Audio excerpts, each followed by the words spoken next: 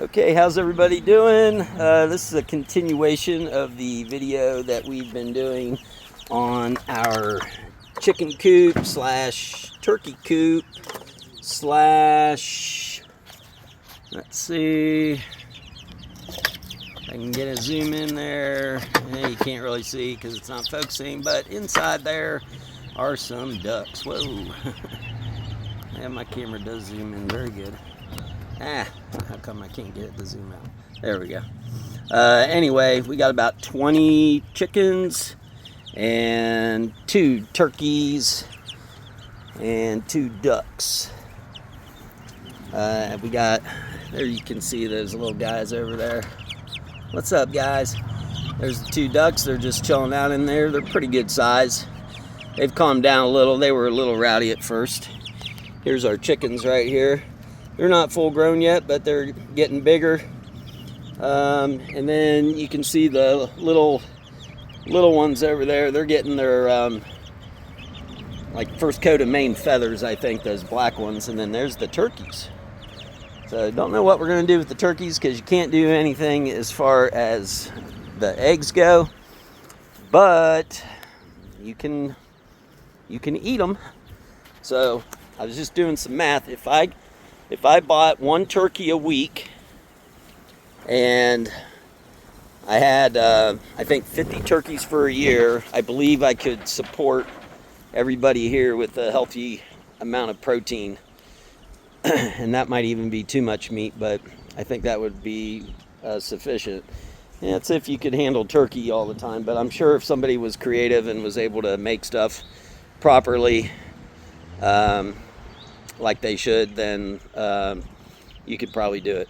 So anyway, here's our chicken coop, and here's what we're ending up with. I don't know where I left off on the last video, but it looks like a little house. I've gone overboard like I do with everything. As you can see here, we have 1 window. This is going to be the door, 36 inches wide, so we got plenty of space to get in there and get out in case we gotta even take a wheelbarrow in or something. You always want to have your doors a good size. And who knows, maybe we'll turn it into a house down the line, and maybe that guy there will be living in it. He'll have to move the couch in or something. I'd live in this, put this out on a big piece of property looking over a lake. Heck yeah. I want a barn or a shed. Up here, this is a shed. This is better than the shed. Up here we've got our roof that we're putting on.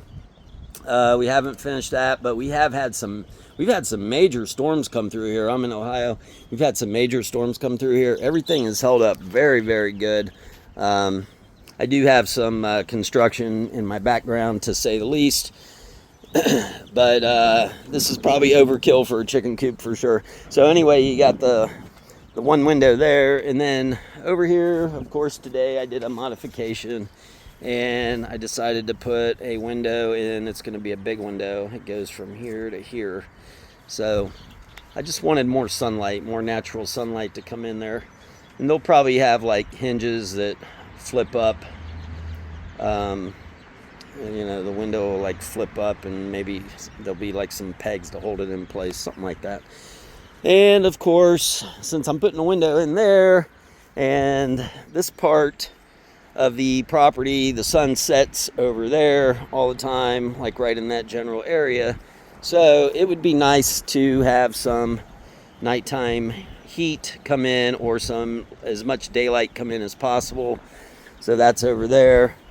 If I keep the chicken run on that side, then all I really need to do is put a little door in here. Right now it's all fenced off because the chickens have been out here, and if I wouldn't have fenced it off here, they wouldn't have been protected. But I could just go ahead and cut a little opening in, maybe about as tall as this bend, come all the way down. It'll be a tight squeeze kind of, but I don't know. I might modify it or whatever. But we did put a door down here on this side. We just threw this together real quick because we wanted to get the chickens out.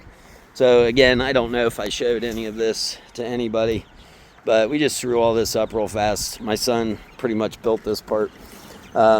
This right here is cattle fencing. So you get these like in, I think, 8-foot strips, and you can get them like 4 or 5 feet tall. Obviously, they're laying on their side, and we just swooped them over, and we just kind of put them behind these 4x4 posts on the ground so that they made this nice little cover. And then we just hurried up and threw a tarp on there one day because it was raining. Just trying to do things. Just tried to do it kind of quick so we could get these guys outside. Down here, we just finally got a break on the weather, so we finally got some of our siding, and again went down to the Amish to purchase this. This stuff is an awesome deal. If you guys ever have the opportunity to do that, I mean, it's so much cheaper than Lowe's and Home Depot, and it's a really neat experience to go down there and see how they live. And they're really nice people and quite pleasant to deal with. So these are going to be this is going to be the siding, and I'm going to run them vertical. This has not been kiln dried or dried out, so you can't throw it up and put them tight together. You have to put some spacing in there, and you can't paint them probably for like the whole season. You have to let them dry out, so they're going to discolor a lot and dry out a lot, but it'll be fine. This is all very rough, and that's good enough for this. And then what we'll do is we'll put some little tiny strips between each of the gaps just to make it where nothing can get in. So we've got 1, 2, 3, 4, 5, 6, 7. I think I bought 100 of those, if I'm not mistaken, and they're anywhere from 8 foot to 12 foot. And then I think I bought 10 to 20 2x4s, and they're actual 2x4s. Those planks of wood, by the way, those are 1 inch by 8 inch. This is all the mud we're having to go through. We got a big old mess out here, unfortunately.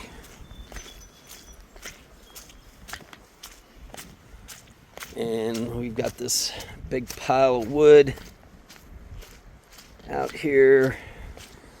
I bought all of this for $550, I think, which is an awesome deal. This would have cost you, this would have easily, just these planks here at, I don't even know what they would have cost. This would have easily probably been $2,000, maybe $1,500, but probably closer to $2,000. 1 inch by 8 inch. There's 100 of those. These are 12 inch wide. Looks like maybe 8 to 10 feet long. And then here's all the actual 2x4s.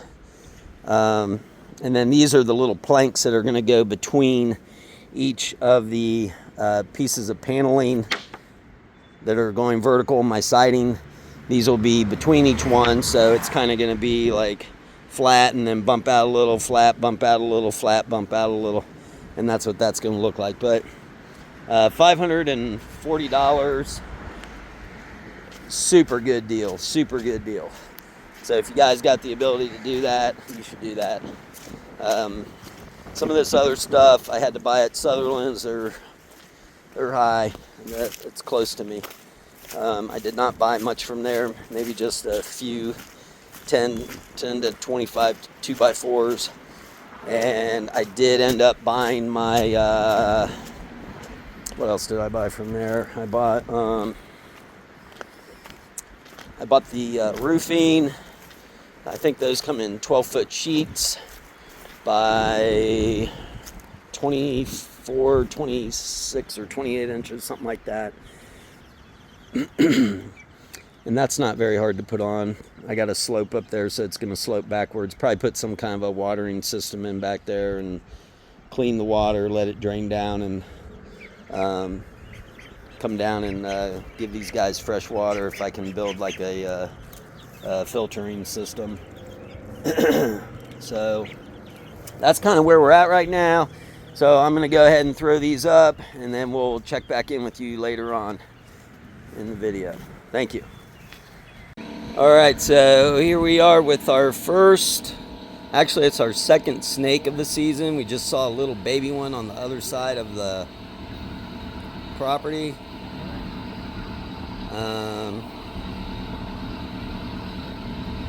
This guy here,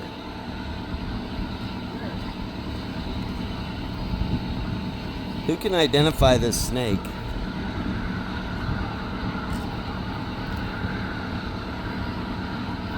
This is not a normal snake around these parts, I don't think. Well, it probably is, but I'm trying to think what this is. Multi-ball python. That's what I thought it was. How is there a python over in, how is there a python over in here? Someone released it. But they're invasive, so we should catch it. Are you sure that's what that is? That's probably gotta be. I'm almost sure I feel that's what that is, but I don't know. That scared the crap out of myself. I walked through here and like, ugh. I almost stepped on it. I was like, let's Here, get don't, just wait a minute. Get that blue. Hey, get that blue toad. His head looks a little different than how is Grab a, that one toad. Someone released it. They're invasive species, just like Florida. It's probably been breeding. Now there's probably thousands of them. There was another well, one. that's a baby, There so was another one of that Yeah, girl that just a one's minute like ago. 4 years old. I don't think so. They live up to like 25 years. And they can get up to 10 feet long. They're bigger. Depending on where you live. The one we had was bigger than that, and There's also Asian breeds. So they're big. We were that toad, though. That blue Those toad. things fighting for survival. But yeah, it's about the shed, so it's going to get bigger. That's why there's a blue hint on it. Grab that one toad. It's in there. I just cleaned it out. It's a blue one. Yep. And there's the other one right there I saw. yeah, these are like probably little gardener snakes. And this one over here too. You're quick. Just ate something. Really? Right here did. Oh. Got something in his stomach. Oh, right now. that's probably the mama there. That's that one. Yep, looks like he just ate something. Probably a frog. Probably ate that frog that was out here. That little brown froggy. Look, is he trying to get that creature up there? Look, I think he is. look, he's trying to get that. He's getting ready to try to get something else now. He's trying to Man, find that ant. It's kind of weird how I see all these snakes around here, do I? Yeah, he probably grabbed that frog. He probably grabbed that one. It was in the, from over here. Probably. I killed him or You know, ate him already. if we cut him open right now, that frog could still be alive. That's kind of weird how I see snakes around here, do I? Yeah. Everywhere I look. I see I'll dead. see 'em. I see dead people. Does this driveway look a lot better now? What I did for at least.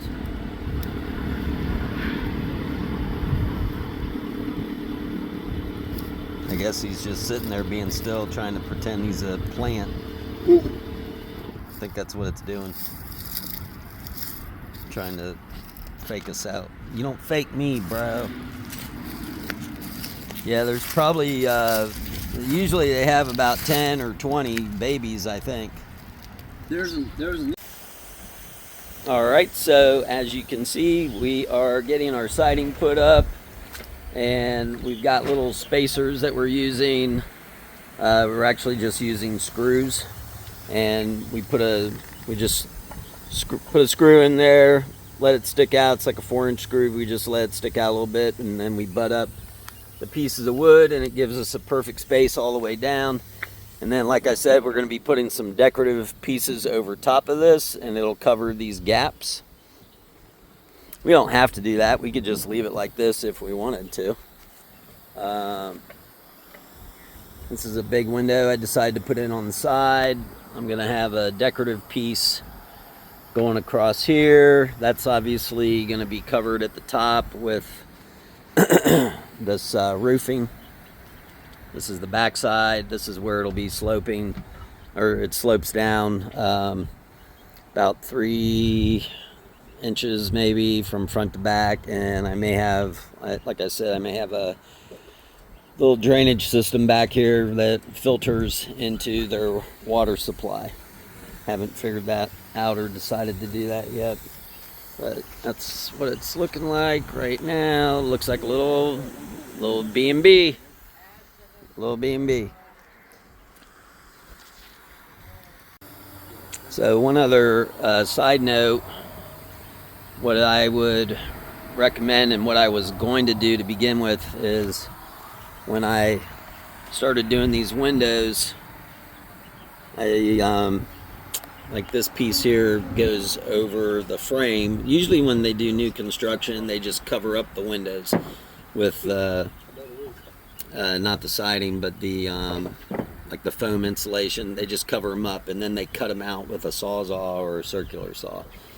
So I was going to do that, and then I said, I'll just do it a different way, which was okay. I just cut each one of these pieces to the length, but the problem is, once I got to a certain part and then come down here, I had to get these to match up good. So that just didn't happen. So I did have to cheat a little bit right here in this gap, but by the time, like I said, when I put this decorative piece on, nobody's ever going to see that.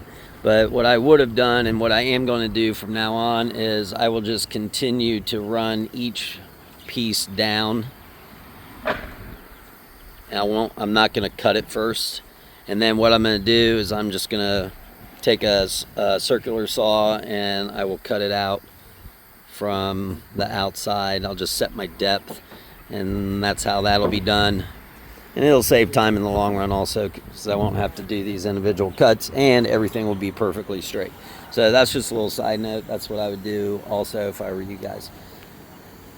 Thank you very much. This is part 2 of our chicken coop video. Keep checking back, and thank you for seeing what we're doing here. Like and subscribe, hit that notification bell, and share this video. Thank you.